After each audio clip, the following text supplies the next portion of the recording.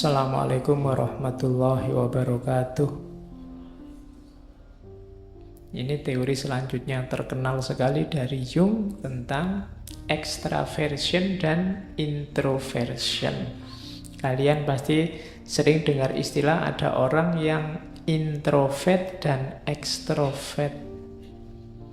Dua tipe kepribadian. Ini namanya sikap jiwa kalau katanya Jung.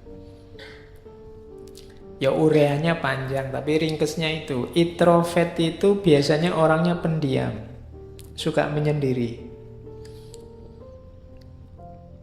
Terus ndak suka ngobrol ringan, ndak ada gunanya, dia males. Ngomong cuaca, hujan ya, dingin ya, ndak penting. Ngapain ngomong ndak ada gunanya, ya semua sudah tahu sekarang musim hujan. Jadi tidak suka basa-basi, tidak suka beramah tamah. Jadi wajahnya pokoknya datar, lurus, tidak suka, tidak ekspresif, polos pokoknya. Kalau bahasanya game itu poker face. Oke, jadi tidak suka rame-rame kayak gini. Mungkin dia duduknya di pojok-pojok gitu kalau ada. Kalau ada temennya ketawa, dia alah gitu aja ketawa. Ya, loh iya itu cirinya orang introvert. Dia tidak nyaman dengan keramaian. Dia lebih suka sedikit orang atau malah sendirian dia suka. Tidak suka diganggu. Kalau diganggu dia sebel, dia pengennya menyendiri. Itu biasanya orangnya introvert. Pendiam. Terus awas biasanya. Dia selalu lihat lingkungan sekeliling. Selalu waspada. Sebelum ngomong dia mikirnya panjang. Jadi banyak berpikir sebelum ngomong. Itu antara lain cirinya itu. Kalau sudah ngomong biasanya serius terus to the point, tidak mau basa-basi. Kalau sudah jengkel nggak bisa diajak ngobrol, diem aja. Mau dari mana mas? Dari tadi. Ya. Itu sebenarnya kalau ada orang jawab kayak gitu, maksudnya apa? Sudahlah kamu nggak usah tanya-tanya, minggirlah. Jadi bukan urusan dia ingin ngelucu ya, memang kamu minggir jangan deket-deket. Males aku jawab pertanyaanmu, kan gitu. Jangan ganggu. Kok jalan saja mas? Ya emangnya ngerangka misalnya. Ya, pokoknya jawabnya rapi enak ngono. Dia pinginnya sendiri. Itu orangnya kecenderungannya introvert. Yo ilustrasinya begitu, tapi maksudnya pendiam. Tidak suka keramaian. Jadi yo kalian bisa meraba dirimu, lebih suka banyak teman atau lebih suka sendiri. Kalau lebih suka sendiri, ya nanti kecenderungannya mungkin introvert. Ada kebalikannya ekstrovert. Kalau ekstrovert ini suka rame, selalu antusias, semangat, wow, suka sosialisasi, berinteraksi, bergaul mudah. Kalau ngomong kadang tidak dipikir spontan. Yang penting rame. Kalau dia ada terus jadi rame, pandai mencairkan suasana. Terus suka caper. Ya, orang suka keramaian, suka bareng-bareng itu kan biar orang mendekat ke dia terus, makanya dia suka cari perhatian. Karena dia menyukai popularitas, biasanya kelihatan pede, sigap, selalu dikelilingi banyak orang karena memang dia ingin bareng banyak orang. Ini biasanya orang ekstrovert. Jadi kepribadian yang keluar. Kalau introvert kepribadian yang ke dalam. Jadi mungkin rame di dalam dirinya. Kalau ekstrovert itu rame dalam dirinya dikeluarkan. Ya setiap orang sebenarnya punya kadar tertentu, cuma ada dominannya. Kalian kecenderungannya suka yang mana? Ekstrovert atau introvert itu sikap jiwa. Ya tinggal kalian hitung dalam sehari-hari itu kalian lebih banyak dan lebih suka bergaul rame dengan orang apa menyendiri. Ya nanti kelihatan lah. Kalian juga begitu. Kalau lihat temanmu introvert atau ekstrovert, ya harap dimaklumi karena itu watak, sikap. Yang introvert dipaksa banyak omong susah. Kebaliknya yang ekstrovert kamu suruh diem lebih susah lagi. Dia pinginnya rame. Nanti ada apa-apa dikomentari, ada apa-apa rame. Itu ekstrovert. Kalau nonton sepak bola sama orang ekstrovert enak. Kalau sama orang introvert, diem dia, ndak bisa teriak-teriak. Ya, malah mungkin dia ndak suka bising, berisik. Ndak mungkin dia diajak nonton konser musik rock misalnya, ndak iso dia.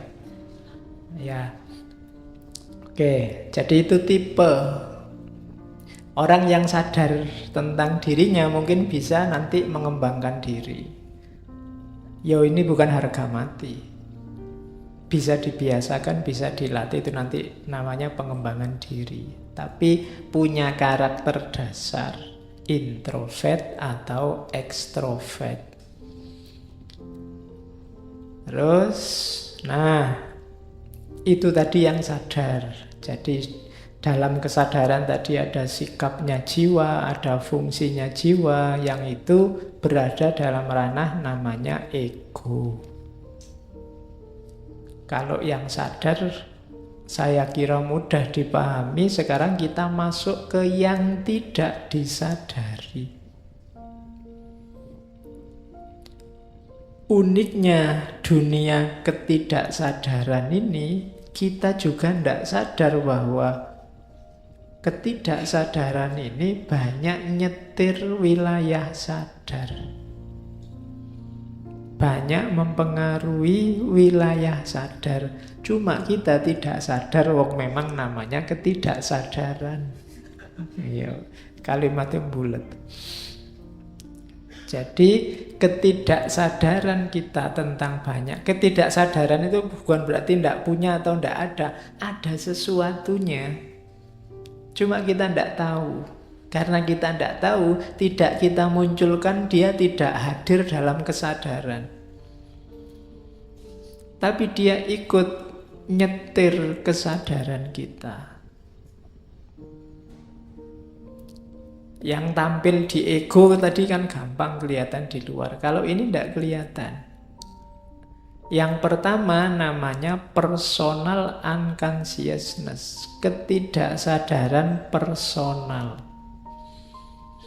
Ini isinya antara lain pengalaman-pengalaman. Dulu waktu ngalami disadari, tapi terus direpresi, dilupakan, disingkirkan, diabaikan.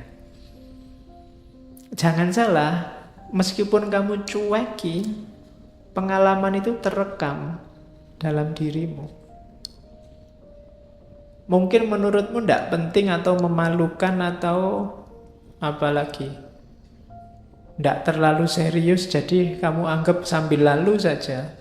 Tapi itu jiwamu merekam. Tidak kok Pak, saya sudah lupa. Loh ya kamu tidak tahu saja. Dia jadi koleksi ketidaksadaranmu. Yang ini diam-diam nyetir dunia sadarmu. Nah ini yang makanya katanya Jung itu hati-hati. Nanti katanya Jung banyak hal yang tidak sadar nyetir kita. Terus kita kaget dengan hasilnya. Dan itulah selama ini katanya Jung yang kita sebut takdir. Tapi itu sebenarnya bukan sesuatu yang tiba-tiba datang kayak sulap takdir itu. Tapi kamu tidak sadar ada yang mengarahkan sejak bawah sadarmu. Oke, saya tadi ujian jawabnya ngawur loh Pak.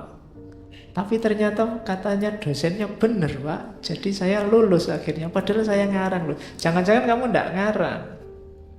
Tapi ada koleksi bawah sadar yang kamu tidak ngerti bahwa kamu tahu. Terus kamu nulis aja sak senengmu, yang penting ono jawabannya. Kok yang dilalah pas. Nah itu koleksi bawah sadar.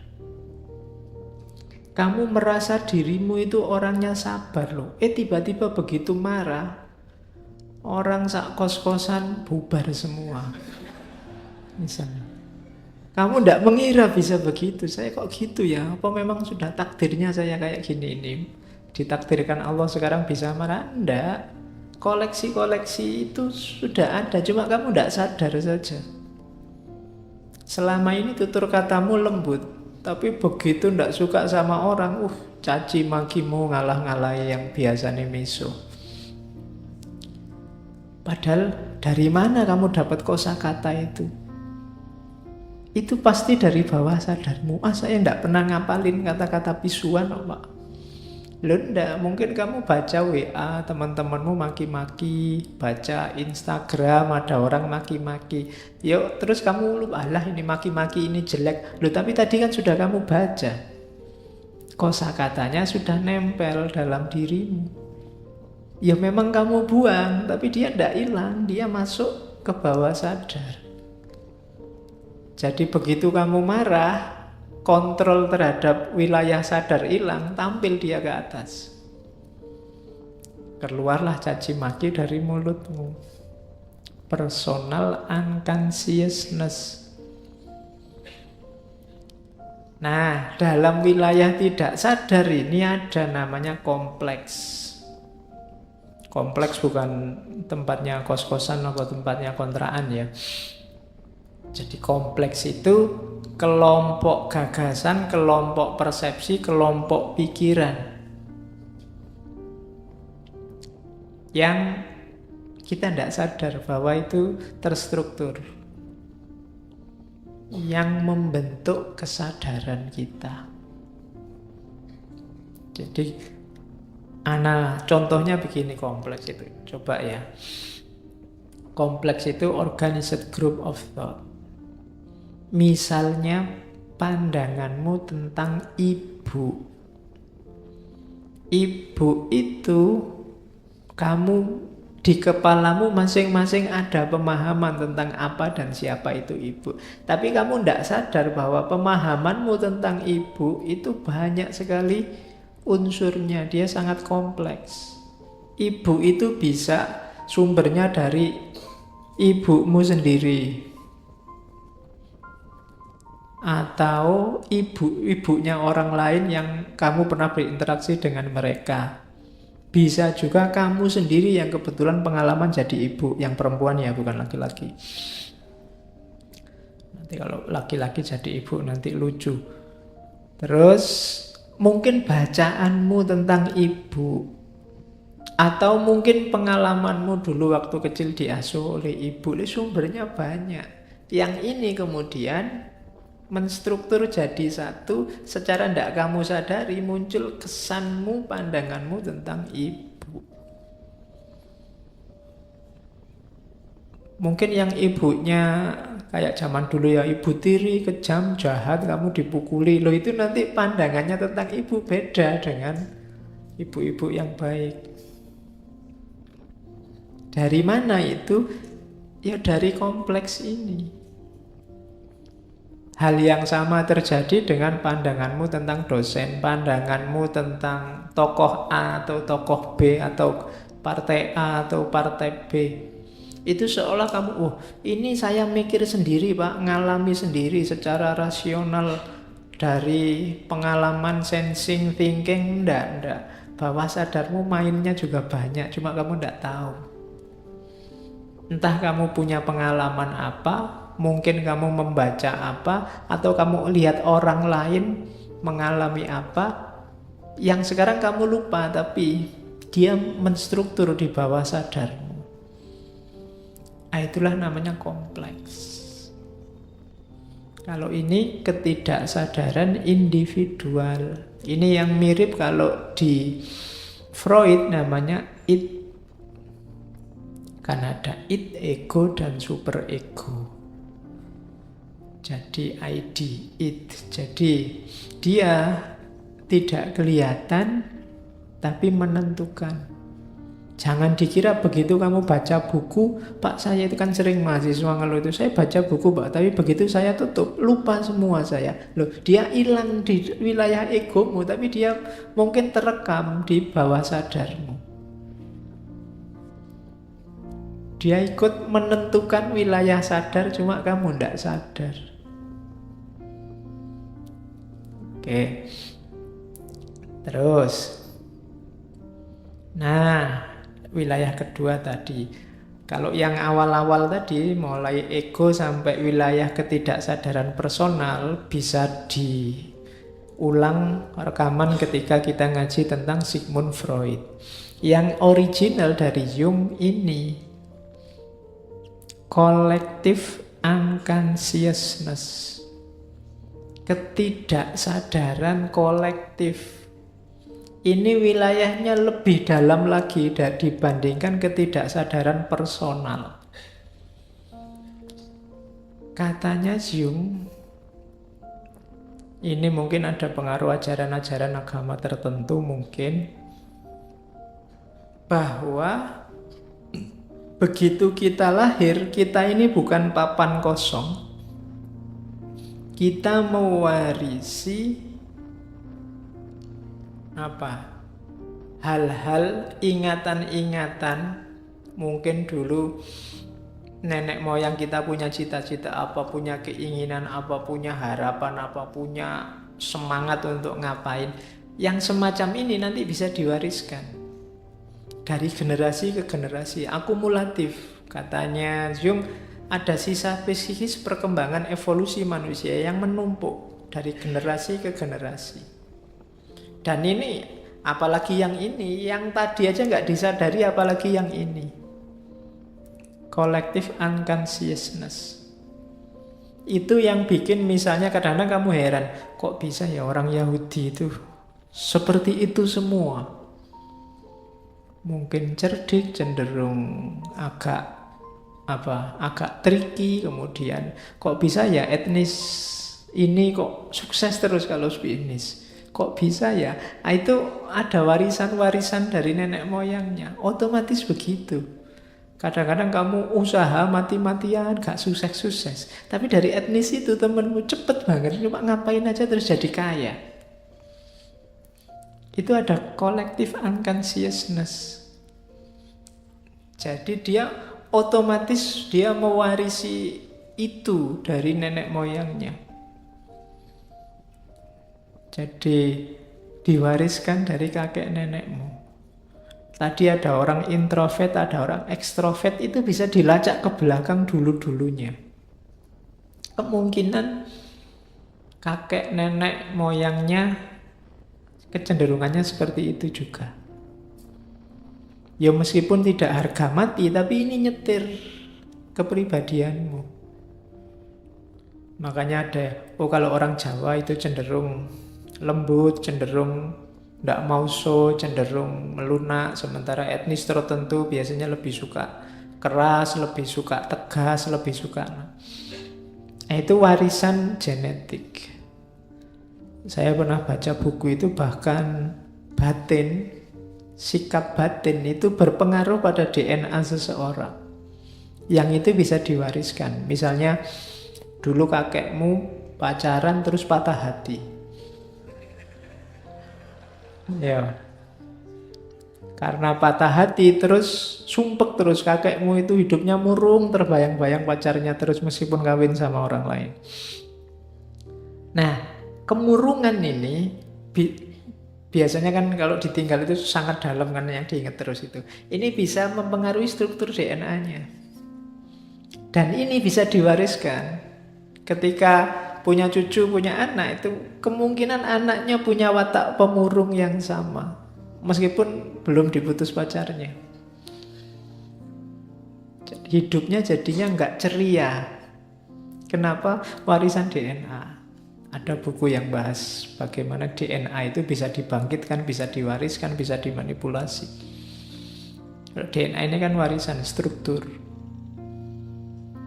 Jadi kalau kamu cengenges-cengenges, apa kamu ngamuan, apa kamu itu coba dicek ke atas. Ya, kira-kira mewarisi DNA yang mana? Dan ini berpengaruh itu kalau katanya Jung, struktur otak ras tertentu. Jadi Ketidaksadaran kolektif ini hati-hati.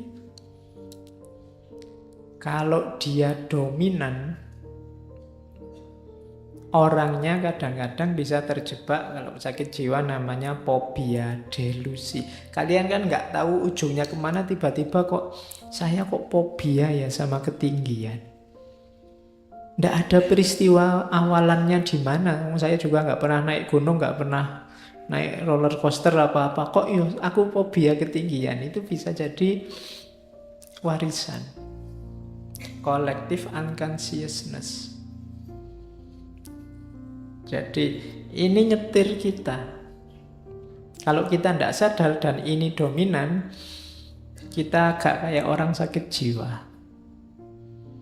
Makanya tadi kalau di Jung ketidaksadaran personal atau kolektif ini harus kita hati-hati dan kita kelola dengan baik.